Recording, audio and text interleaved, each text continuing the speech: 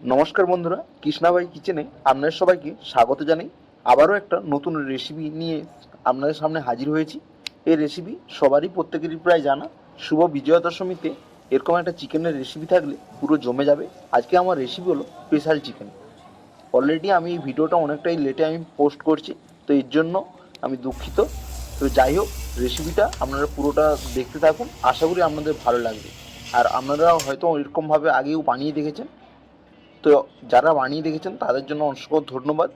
আর যারা এখনও বানাননি তারা এই রেসিপিটি দেখে আপনারা বানাতে পারেন। দেখুন, সবার প্রথমে এখানে আমি ব্রয়লার মুরগি নিয়েছি। এখানে আমি 500 গ্রাম মতো চিকেন নিয়েছি। তো চিকেনের পিসটা একটু এরকম বড় বড় করে রেখেছি। তো আপনারা চাইলে আপনাদের পছন্দের মতো সাইজ করে নিতে পারেন। তো এই চিকেনটাকে সবার প্রথমে ভালো করে আমি ধুয়ে নেব। এরপর আমি এখানে আলু কেটেছি। বাঙালিরা আলু খেতে আমরা প্রচণ্ড পছন্দ করি, তাই আমরা একটা মিডিয়াম সাইজে আলু কেটে নিয়েছি। আর এখানে নিয়েছি পেঁয়াজ, কিছু রসুন আর আদার টুকরো, একটা টমেটো আর 4-5টা কাঁচা লঙ্কা। এরপর আমি গ্যাসের ফ্লেমটা জ্বালিয়ে নিচ্ছি। এরপর গ্যাসে একটা আমি কড়াই বসিয়ে দিলাম। এরপর আমি এখানে একটা পেঁয়াজ কেটে দিচ্ছি। এরকম 2-3টে আমি মিডিয়াম সাইজের পেঁয়াজ কেটে দেবো। তো পেঁয়াজটা বন্ধুরা যতটা বেশি দেবেন ততটা গ্রেভিটা ভালো হবে। আর গ্রেভিটা যত গাঢ় হবে তত রান্নার টেস্টটাও ভালো হবে। আর এখানে আমি আদা রসুনটা প্রায় বন্ধুরা আমি পেস্ট করে নিয়েছি, দেখতেই পাচ্ছেন।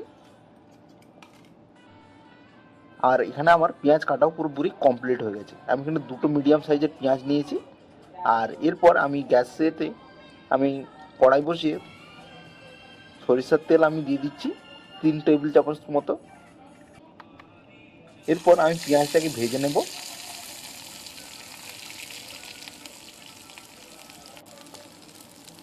তো বন্ধুরা, পেঁয়াজটাকে গ্যাসের ফ্লেমটাকে মিডিয়ামেতে রেখে হালকা আঁচে ভাজতে হবে অনেকক্ষণ ধরে, যাতে পেঁয়াজটা একেবারেই জ্বলে না যায়। তো এভাবেই মিডিয়াম আঁচে রেখে আমি পেঁয়াজটাকে খানিকক্ষণ ধরে নাড়াচাড়া করে ভেজে নেব, যতক্ষণ না এর মধ্যে একটা গোল্ডেন ব্রাউন কালার আসছে। তো দেখুন, পেঁয়াজটা ধীরে ধীরে রঙের কালারটা চেঞ্জ হচ্ছে। এরপর আগে থেকে পেস্ট করে রাখা আদা রসুন আর কাঁচা লঙ্কার পেস্টটা আমি দিয়ে দিচ্ছি। তো এই পেস্টটা দেওয়ার পর খুন্তি দিয়ে নাড়াচাড়া করতে হবে।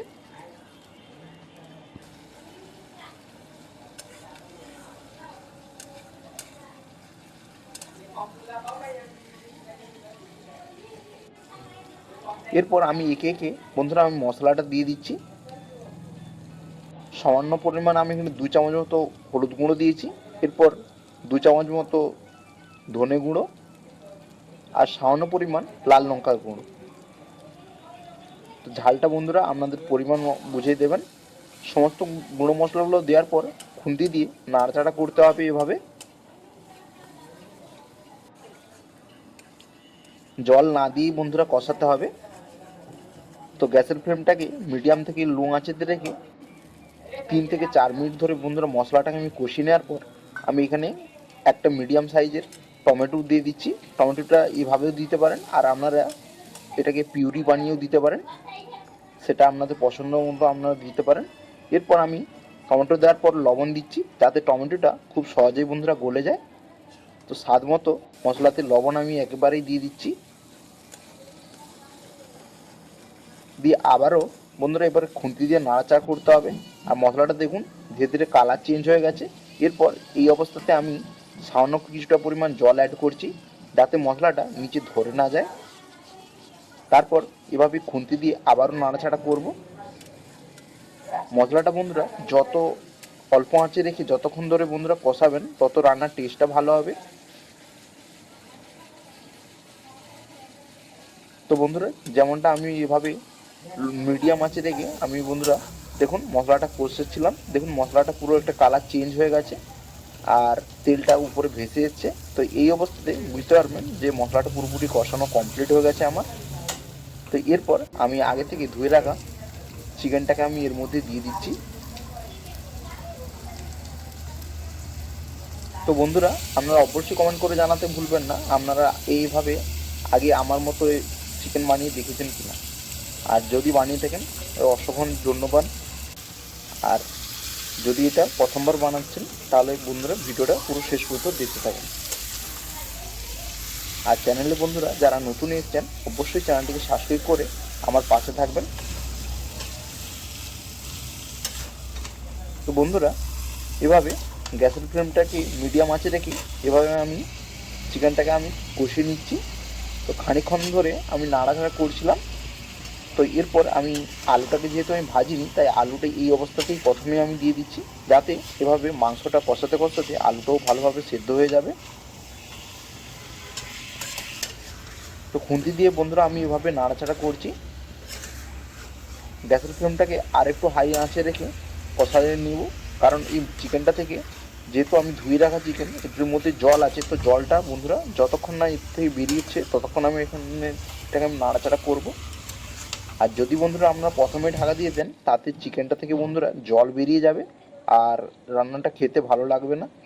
তো এই অবস্থা দেখুন বন্ধুরা আমি ভালোভাবে প্রথমে চিকেনটার থেকে জলটা বেরিয়ে গিয়েছে, তো তারপর আমি এটাকে হালকা ঢাকা চাপা দিয়ে রেখেছিলাম। আবার আমি খুলে একবার খুন্তি দিয়ে নাড়িয়ে নিচ্ছি, যাতে বন্ধুরা চিকেনটা আর মশলাটা নিচে লেগে না যায়।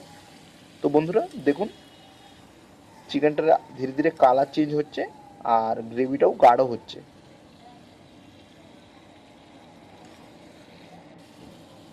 তো দেখুন বন্ধুরা গ্রেভিটা কতটা বন্ধুরা ঘন হয়েছে দেখে বুঝতেই পারছেন, কিন্তু চিকেনটা আমার এখনও বন্ধুরা সেদ্ধ হয়নি।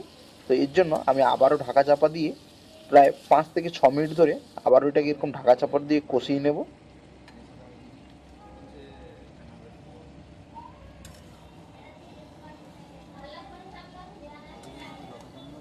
মাঝে মধ্যে বন্ধুরা এবারে খুলে ঢাকনাটা খুলে এভাবে খুন্তি দিয়ে নাড়াচাড়া করতে হবে, না হলে বন্ধুরা চিকেনটার নিচেটা লেগে যাবে আর মশলাটা পুড়ে যাবে।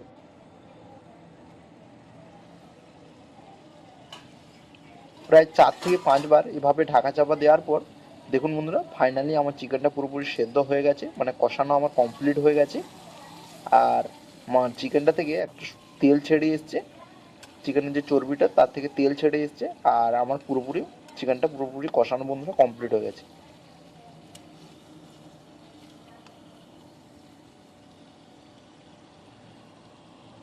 ফাইনালি আমার চিকেনটা কষানো বন্ধুরা কমপ্লিট হয়ে গেছে। এরপর আমি এর মধ্যে কিছু কেটে রাখা আমি ধনেপাতা অ্যাড করব, আর যারা ধনেপাতা বন্ধুরা পছন্দ করেন না তারা নাও দিতে পারেন। তো অবশ্যই বন্ধুরা চিকেনেতে অবশ্যই ধনেপাতা দেবেন, তাতে রান্নার টেস্টটা ভালো হবে আর খেতে খুব সুস্বাদু লাগে। তো বন্ধুরা দেখুন কতটা চিকেনটা পুরো যেন ভাজা ভাজা হয়ে গেছে আর মশলাটাও বন্ধুরা নিচে লেগে যাচ্ছে, তাই আমি আর বেশিক্ষণ ধরে আমি এটা কষাবো না। এরপর আমি পাশেই একটা গরম জল করতে রেখে দিয়েছি ডেচকিতে, তো সেই গরম জলটাই আমি এর মধ্যে দেবো।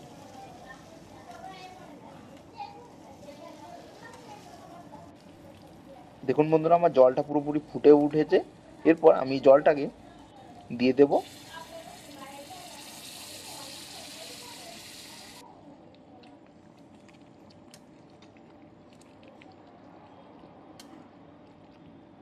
দিয়ে খুন্তি দিয়ে আমি নাড়াচাড়া করব 2 থেকে 3 বার এভাবে উল্টে পাল্টে নেব। দেখুন বন্ধুরা এরপর আমি এটাকে খানিকক্ষণের জন্য 2 থেকে 3 মিনিটের জন্য আমি এটাকে ঢাকা দিয়ে রেখে দেবো, যাতে চিকেন আলুটা পুরোপুরিভাবে সেদ্ধ হয়ে যায় বন্ধুরা। দেখুন 2-3 মিনিটের পর বন্ধুরা আমি ঢাকাটা খুলছি, আমার পুরোপুরি চিকেনটা বন্ধুরা রেডি হয়ে গেছে। এর মধ্যে আমি একটা আলু আপনাদেরকে ভেঙেও দেখাবো।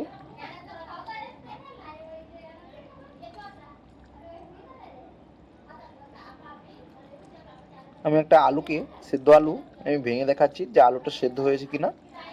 তো দেখুন বন্ধুরা সুন্দর পুরো ভেঙে যাচ্ছে, ভালোভাবে আমার রেসিপিটা পুরো রান্নাটা তৈরি হয়ে গেছে। এরপর আমি একটা থালিতে খাবার সাজিয়ে নিয়েছি। আমরা ভাতের সাথে চিকেন পছন্দ করি, তাই আমরা এটা রুটি কিংবা ভাত দিয়েও খেতে পারেন আপনাদের পছন্দ অনুযায়ী। এরপর আমি একটা প্লেটে আমি ভাত নিয়েছি আর এখানে একটা পাতি লেবু নিয়েছি, তো এর রস নিচড়ে। তো বন্ধুরা এভাবে আপনারা একবার ট্রাই করে দেখবেন, আশা করি আপনাদের ভালো লাগবে। আর আজকের ভিডিওটা যদি আপনাদের ভালো লেগে থাকে তাহলে অবশ্যই চ্যানেলটিকে সাবস্ক্রাইব করে আমার পাশে থাকবেন। দেখা হচ্ছে আবার একটা নতুন রেসিপি নিয়ে। আর অবশ্যই বন্ধুরা এইভাবে চিকেন বানিয়ে ট্রাই করবেন, আর যারা বানিয়েছেন তাদের জন্য ধন্যবাদ।